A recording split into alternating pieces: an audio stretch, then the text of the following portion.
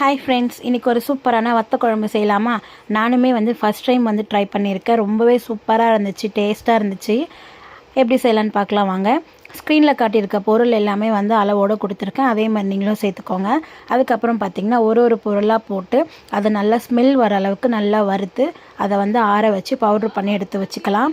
அதுக்கப்புறம் பார்த்திங்கன்னா நம்ம கடாயில் எண்ணெய் சேர்த்துட்டு, நான் இன்றைக்கி எடுத்துருக்க வத்தல் பார்த்திங்கன்னா சுண்டக்காய் வத்தல் தான் எடுத்திருக்கேன்.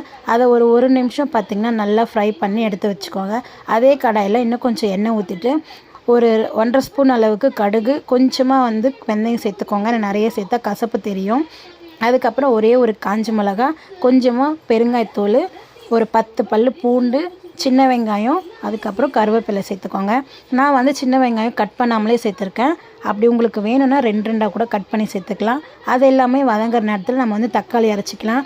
மிக்ஸி ஜாரில் பார்த்திங்கன்னா ஒரு 5 தக்காளி நான் சேர்த்துருக்கேன் குட்டி குட்டியாக.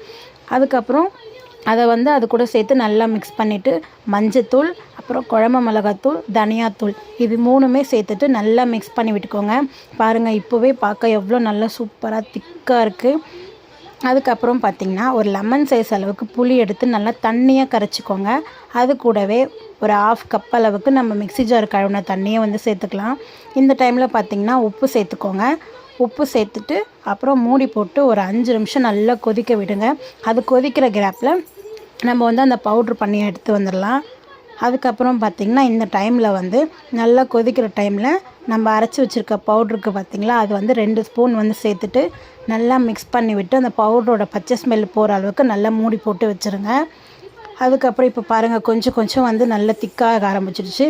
இந்த டைமில் நீங்கள் வெல்லம் கூட சேர்த்துக்கலாம். எனக்கு வெல்லம் பிடிக்காதனால நான் சேர்த்துக்கல.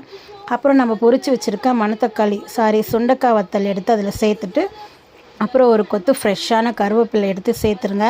அவ்வளோதான், சூப்பரான டேஸ்டான வத்த குழம்பு ரெடி ஆகிடுச்சு. நான் ஃபஸ்ட் டைம் ட்ரை பண்ணியிருக்கேன். நீங்களும் பார்த்துட்டு எப்படி இருக்குன்னு சொல்லுங்கள்.